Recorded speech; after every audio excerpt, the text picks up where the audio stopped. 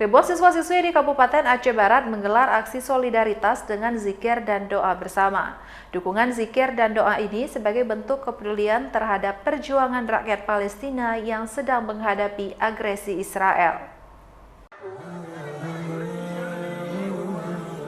Seribuan lebih siswa dari Sekolah Madrasah Sanawiyah Swasta MTSS Harapan Bangsa dan Sekolah Min 11 Kabupaten Aceh Barat Jumat pagi menggelar zikir dan doa bersama dukungan terhadap Palestina. Kegiatan yang digelar di halaman sekolah ini diawali dengan membaca surah Yasin, aksi solidaritas dalam rangka dukungan terhadap rakyat Palestina yang sedang menghadapi perperangan dengan Zionis Israel. Tak hanya memanjatkan doa, para siswa dan Dewan Guru juga melakukan orasi menyerukan kemerdekaan terhadap Palestina. Menurut salah seorang siswi, Humaira mengatakan kegiatan ini merupakan bentuk dukungan kepada Palestina. Doa dari kaum muslimin diyakini bisa menjadi kekuatan bagi rakyat Palestina dan mempertahankan wilayahnya. Doa supaya mereka bisa cepat merdeka, bisa dibantu sama Allah dan jangan selalu dibuat susah.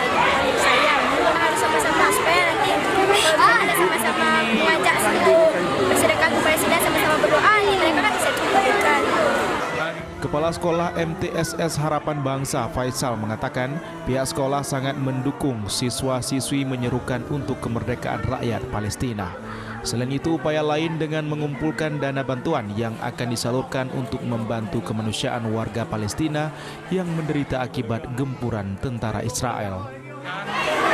Dengan kegiatan ini kita mencoba melalui doa supaya usaha-usaha mereka itu dimudahkan segala urusan, dan juga melalui donasi yang kita lakukan di MSN Harapan Bangsa dan Min 11 Aceh Barat supaya bisa memberi manfaat walaupun hanya sedikit, tapi paling tidak meringankan beban-beban saudara kita yang.